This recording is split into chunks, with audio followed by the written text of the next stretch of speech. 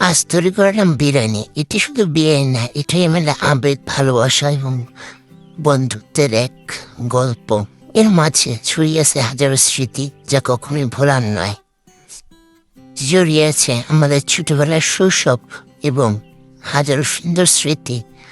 আমরা ছোটবেলায় সব বন্ধু বান্ধবীরা একসাথে হয়ে হাজারো রকমের বিভিন্ন ধরনের রান্না করে খেতাম, যার মধ্যে একটি ছিল বিরিয়ানি।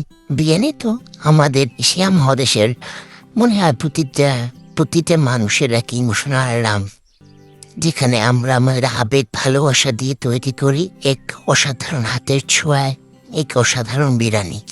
আমার এই রেসিপিতে সব থেকে সহজ পদ্ধতি বিরিয়ানি রান্নার ভিডিও দেওয়া হয়েছে, যেখানে আমরা অল্প মশলা দিয়ে আবেগ এবং ভালোবাসার মধ্যে দিয়ে সেই পুরনো স্মৃতিগুলাকে মনে ধারণ করে তৈরি করেছি এই বিরিয়ানি। এটি কোনো বিরিয়ানি না, এটি আমার এক ইমোশনাল জায়গা, যেটি আমরা আমাদের পরীক্ষা শেষে বছরের শেষে, যেমন ডিসেম্বরে এবং গ্রীষ্মের ছুটিতে আমরা সকল বন্ধু বান্ধব প্রায় একসাথে হয়ে আমরা আমাদের অল্প মশলা এবং ঘরোয়া পরিবেশে বিরিয়ানি রান্না করতাম এবং এই বিরিয়ানি আমরা খেতাম।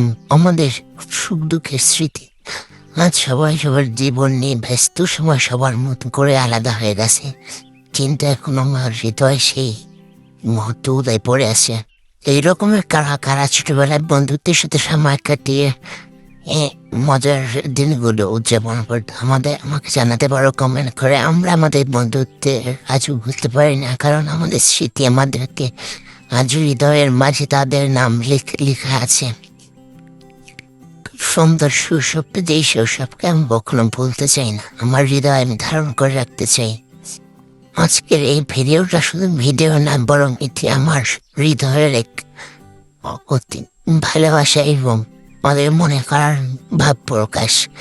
জানি আমি এখানে সব ভাব প্রকাশ করে বলতে পারবো না, শেষ হবে না দিন বলতে গেলে, কিন্তু আজও আমার মনে ওদের খুঁজে বেড়ায়। ওরা সারা জীবন আমার মনে থেকে যাবে, যেদিন কখনই ভাষায় প্রকাশ করে বলতে পারবো না। খুব ইচ্ছে হয় ওদের নিয়ে এইরকমের সুন্দর মুহূর্ত কাটাতে। এবং তোমরা তোমার বন্ধুদের সাথে এইরকমের কোনো মজার কোনো সুন্দর মুহূর্ত আছে কিনা অবশ্যই আমাকে জানাতে পারো এবং কমেন্ট করে জানাতে পারো। আমি অবশ্যই তোমাদের সাথে তোমাদের সেই মজার দিনগুলো পড়ে এবং আমার মিলিয়ে দেখবো আমার সাথে মিটে কিনা। বসে জানাতে আমাকে কমেন্ট করো এবং লাইক কমেন্টে শেয়ার করে তোমার ওসব বন্ধুদের সুযোগ করে দাও বিষয়গুলো জানাতে।